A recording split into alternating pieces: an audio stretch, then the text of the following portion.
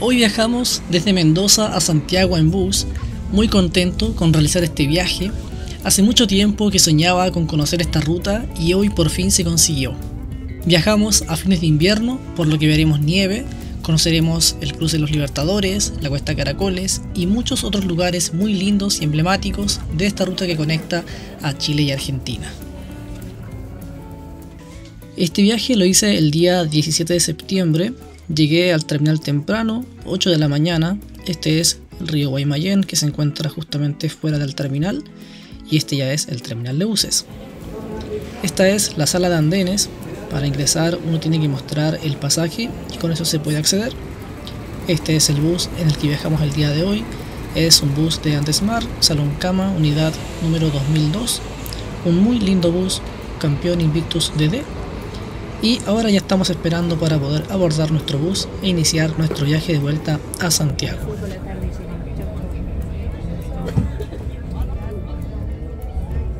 Comenzamos nuestro viaje puntuales a las 9 de la mañana y transitamos inicialmente por la Ruta Nacional 7 y tras 2 kilómetros abandonamos esta ruta e ingresamos a la Ruta 40, la principal carretera de Argentina. En Mendoza, la Ruta 40 es bastante ancha, con hasta 3 carriles por sentido, y ahora nos estamos desplazando en dirección sur, específicamente hacia el comienzo de la variante Palmira. Todo verdecito, así como caído, todo verde. Te digo, pues, bueno, y el compadre de Osorno. Bueno, por eso. Mendoza es una de las ciudades más populosas de Argentina, con más de 1 millón de habitantes en su área metropolitana. Mendoza se localiza en la llanura al este de la cordillera de los Andes.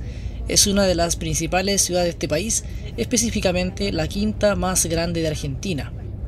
En los días que estuve en Mendoza, conocí lugares muy reconocidos de esta ciudad, tales como la Plaza de la Independencia, una gran plaza central que cubre 4 cuadras. También conocí la Plaza Chile, la Plaza Italia, la Plaza España y también el Parque San Martín, un gigantesco parque inaugurado en 1896.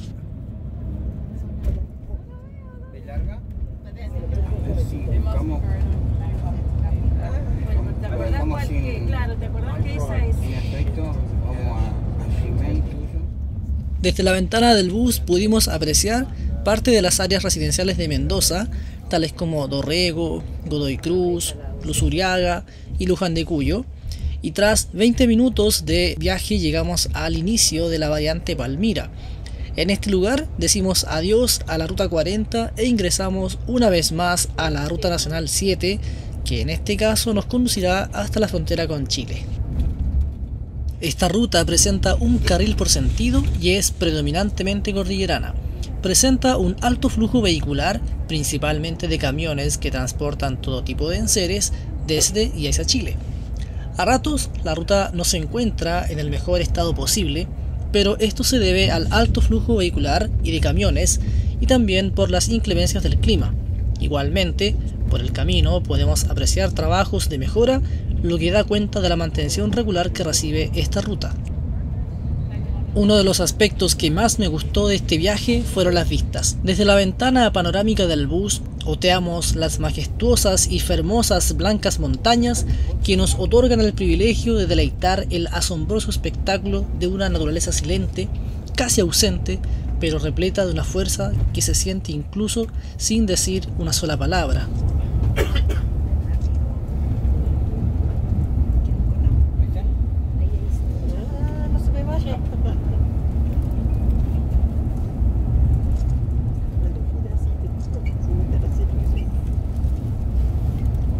45 minutos luego de abandonar Mendoza, nos encontramos frente al embalse Potrerillos.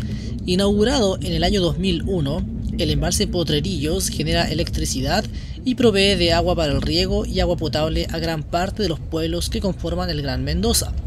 Además, este embalse es clave para potenciar el turismo local, ofreciendo una variada oferta de actividades lacustres, de recreación y descanso. Y posteriormente, tras dejar atrás el embalse Potrerillo, comenzamos a adentrarnos en rutas cordilleranas, donde vemos por primera vez el río Mendoza.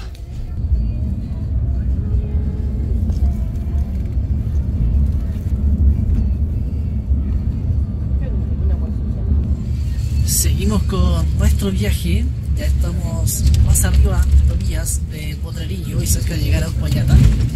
Y algo que me ocurrió es que se me comenzaron a acabar los datos.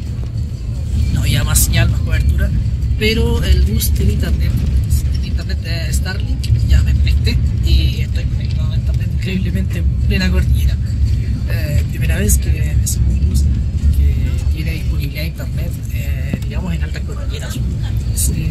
Y funciona muy bien, sinceramente, funciona muy bien, estoy muy contento. Y seguimos con nuestro viaje. Voy a ver si hago un cambio de cámara. Y estamos acá, en plena subida ya, sinceramente, son subida tras subida, la ruta es un poco lenta, allá adelante se ve un camión que va formando un poquito de atasco, ¿no? Y acá a la derecha vemos el río Mendoza, que se ve muy bonito, trae mucho sedimento, ¿sí? Se ve como agua, como con color chocolate, como decimos en Chile, pero eso es por la turbidez del agua, porque arrastra mucho sedimento.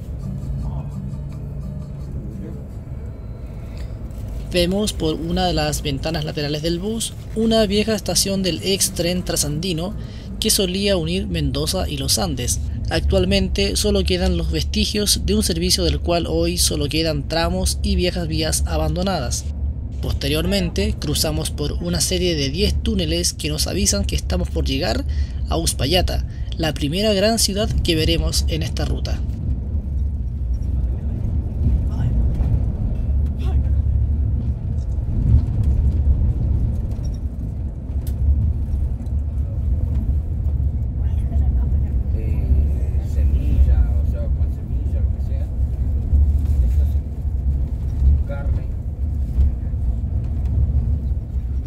Este es Uspallata, ubicada a más de 2000 metros de altura y con una población de 5.791 habitantes, se convierte en el primer y último pueblo importante que encontraremos antes de llegar a la frontera con Chile. Uspallata es un pueblo frío con una media anual de tan solo 11,9 grados y una mínima absoluta de menos 17 grados en invierno. Sumamente frío. Y una de las cosas que más me sorprendió de Uspallata fue encontrar una gran cantidad de árboles y además de gran altura que no son para nada comunes a estas altitudes. Y luego de salir de Uspallata cambiamos completamente de clima y de paisaje e ingresamos ya a una zona plenamente cordillerana.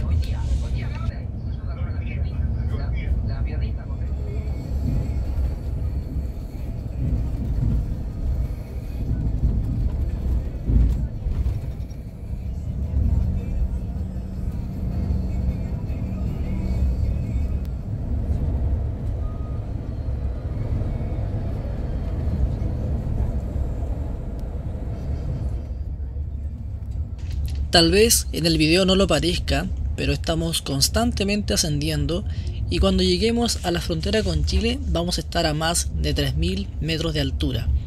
Y poco a poco comenzamos a ver nieve, por ahora la vemos alejada, pero más adelante vamos a ver que la nieve comienza a estar a un costado del camino.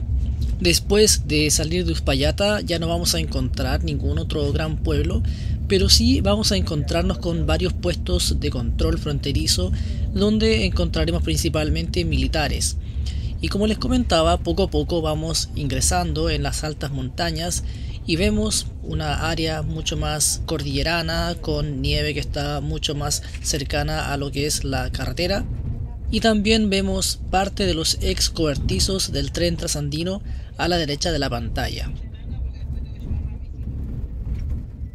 Poco antes de llegar a la frontera pasamos por Villa Las Cuevas, un complejo de montaña donde no viven más de 160 personas y que ofrece una variada oferta de actividades, principalmente invernales, como paseos en trineo sobre la nieve. Pensé que veríamos el puente del Inca, pero lamentablemente desde el bus no lo pude divisar. Lamentablemente, pero bueno, seguramente quedará para una próxima aventura.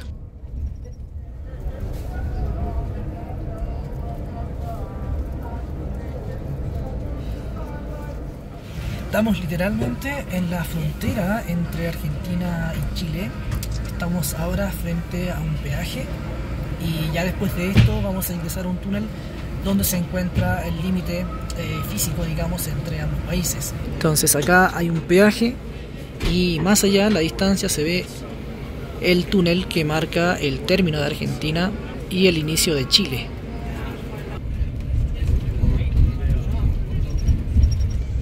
Ingresamos al túnel Cristo Redentor, primera vez que paso por este lugar. Yo estaba muy contento ese día. Espero que no sea el último paso que hago por este lugar, ya que tengo varios planes en mente para el futuro.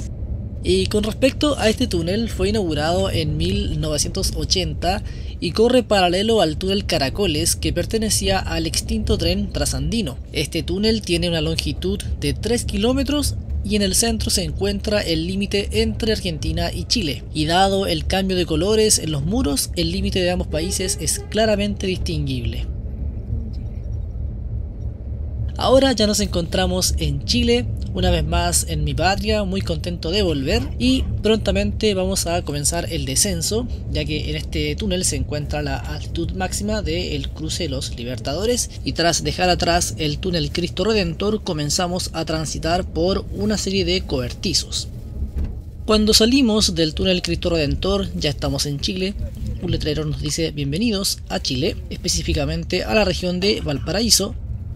Y ahora estamos transitando por el sector exterior de una serie de cobertizos que se encuentran justo antes de llegar al límite entre Chile y Argentina, o en este caso que están justamente al inicio de Chile, ya que estamos volviendo, ¿no?, desde Argentina.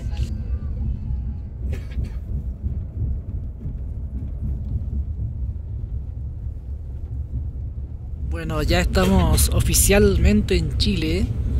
Pasamos por una zona de cobertizos y ahora estamos llegando a la aduana, que es el complejo fronterizo Los Libertadores, y acá sí que tenemos ya que descender con todos los bultos, todos los equipajes para hacer el trámite de migración y el ingreso oficial a la República de Chile.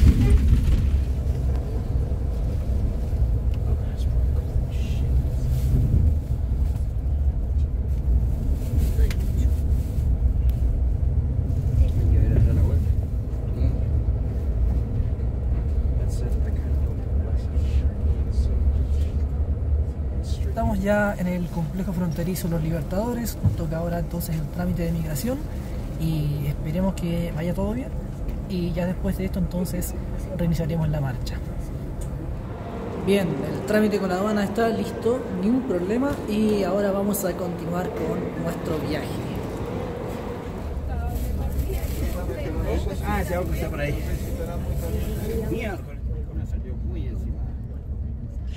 Un detalle no menos importante y que antes no lo mencioné, tiene relación con que el complejo Los Libertadores es una aduana integrada, por lo que cuando volvemos de Argentina a Chile solamente hacemos el trámite migratorio en Chile, y cuando vamos hacia Argentina el trámite lo hacemos únicamente en la aduana argentina. Y ahora comenzamos a transitar por posiblemente el tramo más icónico y legendario de esta ruta, la Cuesta Caracoles. La Cuesta Caracoles está compuesta por un total de 29 curvas cerradas. Esta cuesta es reconocida como una de las más peligrosas del mundo debido a la altitud, las condiciones climáticas extremas como nieve o presencia de hielo en la ruta, y la exigencia para vehículos, especialmente los camiones. Y fíjense nada más cómo son las curvas. A mí me daba hasta una cosita en la guata cuando pasábamos por estos lugares, porque de verdad que miras para abajo y no ves nada, ves solamente el vacío, pero es espectacular. El desnivel es de más de 1000 metros de altura, pero como les digo, las vistas son simplemente espectaculares.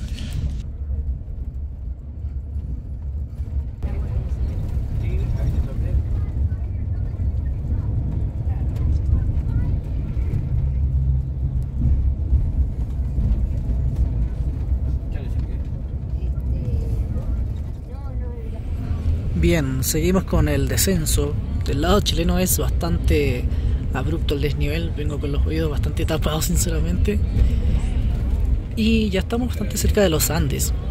faltan algo así como 30 y algo kilómetros, más o menos, y no mucha cosa más. Y ahora llegamos a un control policial. Acá no sé lo que ocurrirá, lo desconozco, pero en cualquier caso me imagino que ya faltará poco. Bueno, y ya después seguimos hasta los Andes. Ah, entiendo, ahí va el auxiliar del bus. Me imagino que tiene que declarar, claro, la lista de pasajeros que están ingresando a Chile. Será eso, me imagino.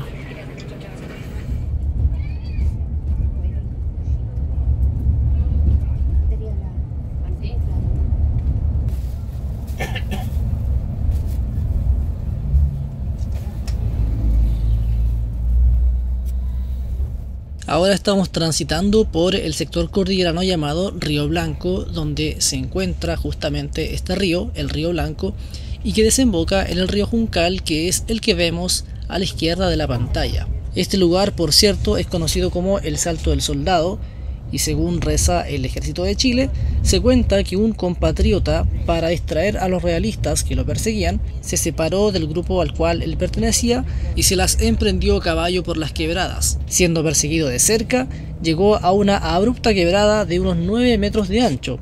En este lugar habría saltado con su caballo, logrando llegar a la otra orilla.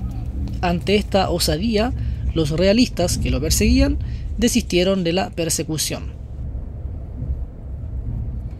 He de decir que yo inicialmente pensaba que este bus iba a pasar por el pueblo de los Andes, pero me equivoqué y antes de llegar a este lugar el bus abandonó la ruta 60, que era la autopista por la cual estábamos transitando, e ingresamos a la autopista Los Libertadores. Desde acá el viaje se volvió mucho más expedito, ya que el bus, al transitar a través de una autopista, pudo alcanzar velocidades de hasta 100 km por hora. Uno de los primeros lugares que vimos fue el puerto terrestre de los Andes, que está ubicado a un costado de esta autopista, la autopista de los Libertadores, y posteriormente comenzamos a transitar por unas zonas que para mí eran un tanto desconocidas. Yo por acá no estaba muy ubicado, pero entiendo que estábamos cerca de Colina y también de, por supuesto, la comuna de los Andes. Transitamos por un área dominada por espino, un árbol nativo de Chile y que es muy abundante en la zona central de este país, y también vimos cada vez mayor presencia de zonas agrícolas.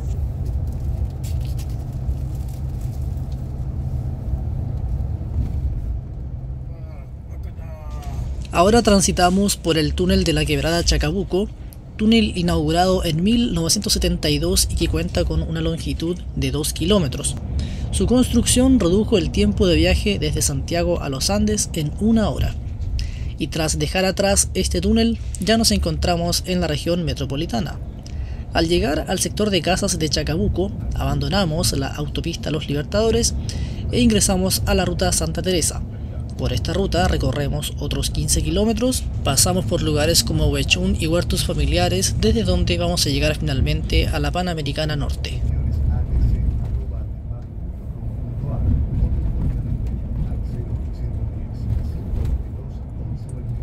Al llegar a la carretera Panamericana Norte comienza la última parte de este viaje, los últimos 40 kilómetros antes de llegar a Santiago, y vamos a transitar por lugares como Lo Solar, Valle Grande, Quilicura, entre otros, pero antes de llegar a Santiago vamos a abandonar la Panamericana Norte e ingresaremos a la autopista General Velázquez, o también conocida como Autopista Central.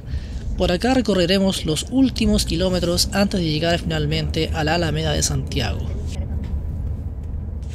Un dato que no les mencioné de este viaje tiene que ver con cuánto me costó este pasaje. Yo lo compré en la plataforma recorrido.cl y me costó 47.000 pesos asiento salón cama individual, comprado el día 19 de agosto. Ahora estamos transitando por los últimos kilómetros de este viaje.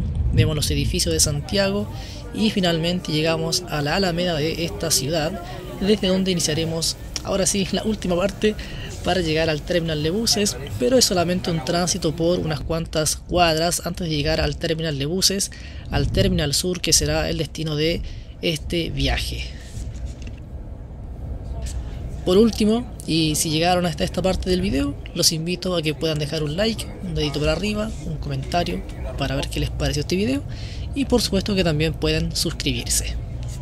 Oh boy. Oh. Yeah, no. Bien, estamos ya en Santiago. En total nos demoramos 6 horas 55 minutos. Se puede redondear en 7 horas. Entonces ya hemos llegado a la capital de Chile. Fue un buen viaje. Yo me la pasé súper bien. Espero ustedes también. Y desde acá, desde el Terminal Sur, vamos a dar por finalizada esta aventura. Que estén súper bien.